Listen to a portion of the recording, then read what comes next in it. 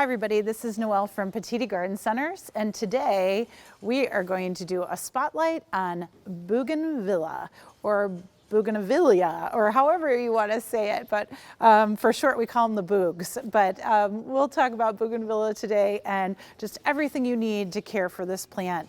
First of all, Bougainvillea love to be in full sun. So 6 or more hours of direct sunlight is really what this plant requires. They absolutely love sun. Again, they're a tropical plant. They do come from Central and South America. So that's really what they are into.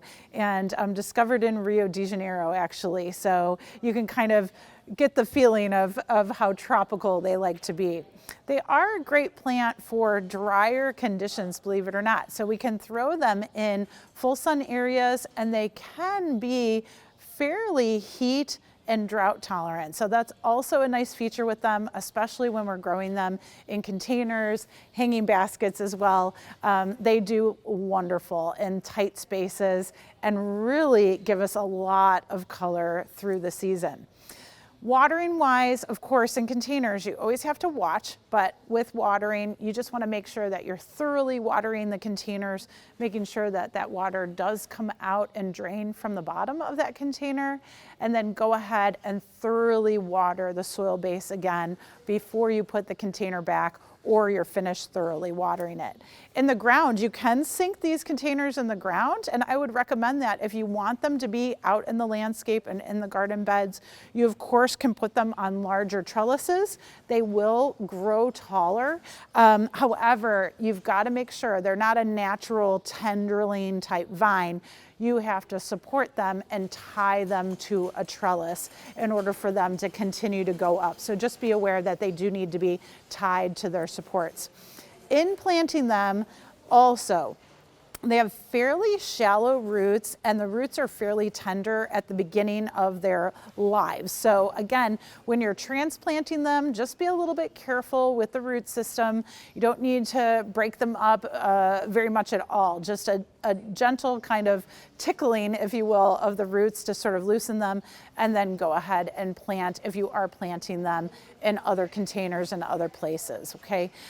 Again, well-drained soil, so not to worry. You want to make sure that if you are putting them in clay soil, you want to amend that soil. But normally when we're growing in containers, we just use a well-drained potting mix, and that is going to be great for them. You can use Petitti potting mix or Petitti planting mix, either one, and they'll work out fine.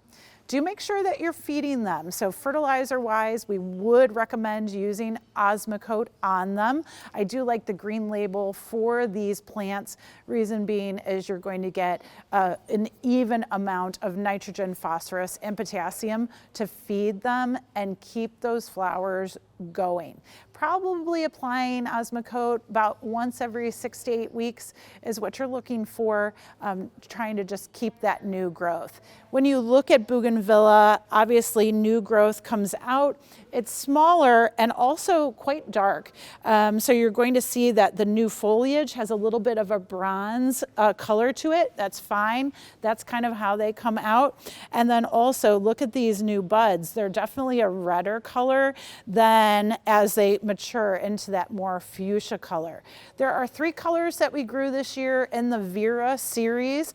This is a great series for us. It grew really, really well for us this year, but they're a long crop. They can take, gosh, 9 months in the greenhouse to really kind of fill out for us.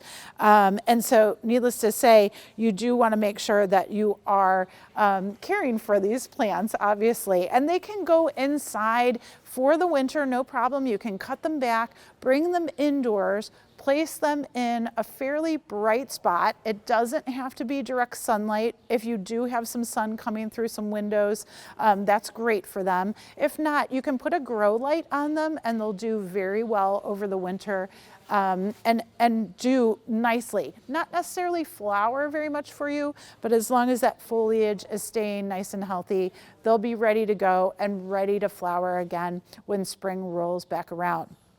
These plants, temperature-wise, can take a lot of variation in temperature. We typically grow them outdoors in Ohio from mid-May all the way to mid-October, and sometimes they'll continue to flower into November. If we have kind of one of those long Indian summers, they can really kind of keep on going and can usually take temperatures right around 40-degree mark. When we get closer to freezing, you'll see a marked difference in what they're doing, and that's usually the signal when we need to get them back inside. So after about 2 frosts, go ahead and bring them into the garage, cut them back to a manageable height. You can apply a houseplant systemic to the soil to make sure there's no insects coming in with this plant. You could spray them down with an insecticidal soap or neem oil. That will help as well. And then you're ready to go and transition indoors. Other than that, with the Vera series, 3 colors. We have a white, which is gorgeous. It's just starting to blush here. It kind of starts close budded as sort of a limey touched white, so lime green and white.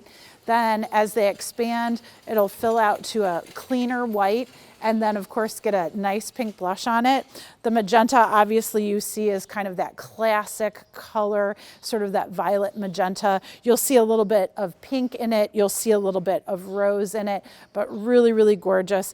And then we also have Fire Opal. It's a beautiful kind of changing amber, pinky, yellow color. So it's really, really pretty. If you're looking inside, of course, the lanterns or these types of flowers, these are basically colorful bracts or leaves around the true flowers, which are actually these tiny little white tubular or trumpet flowers inside those lanterns. And so it's a really gorgeous, beautiful, unusual flower, but again, very easy to grow for many of us in northeastern Ohio, as long as we can supply them with sun, well-drained soil, and a good amount of fertilizer. Keep them watered, you're ready to go. Enjoy.